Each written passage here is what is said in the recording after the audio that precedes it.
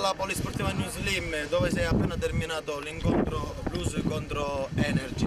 Qui abbiamo il piccolo portiere della squadra Energy, dove ha preso 15 gol, però è stato molto in gamba, ha fatto un sacco di parate e questa partita poteva finire nel peggiore dei modi.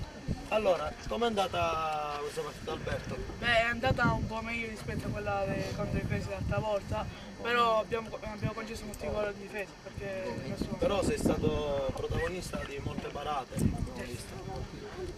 cosa posso dire? Quello che ho preso. Bravo. La prima partita invece com'era andata? Un po' maluccio, magari sono le prime partite ancora, quindi c'è ancora da rettificare qualcosa. Certo.